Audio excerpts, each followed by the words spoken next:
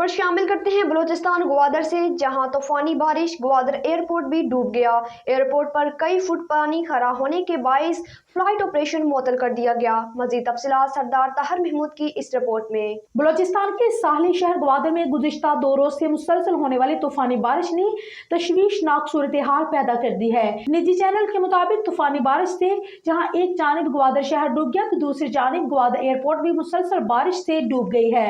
Gwadar airport पर कई feet पानी खड़ा होने के बाद फ्लाइट ऑपरेशन मुअत्तल कर दिया गया है, जबकि ग्वादर की सैलाबी सूरत हाल के हवाले से डिप्टी कमिश्नर ग्वादर औरंगजेब बादीनी ने कहा है कि ग्वादर में मूसलाधार बारिश से बड़े पैमाने पर नुकसान हुए।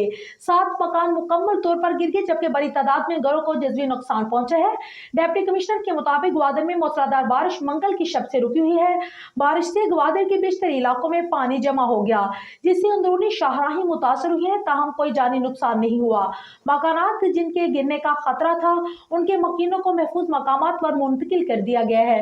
डीसी ग्वादर ने बताया कि ग्वादर का तुर्बत और कराची से राब्ता बहाल है। दूसरी जानब डीजी पीडीएमए बलूचिस्तान जहांजेब खान ने बताया कि ग्वादर में मौसम की सूरत हाल के हवाले से डीसी ग्वादर से राब्ते में है। पीडीएमए की 2 टीमें ग्वादर रवाना कर दी गई है। टीमों के साथ पानी निकालने वाले पंप्स, आलात और बोट भी भिजवाई गई हैं। अगर डीसी ग्वादर ने खैमों और दीगर अशिया की डिमांड की तो फौरन भिजवा देंगे, जबकि बलूचिस्तान से ताल्लुक रखने वाले अवामी नुमाइंदों की जानिब से भी ग्वादर को बाकायदा आफत ज़दा करार देने का मुतालबा किया जा रहा है।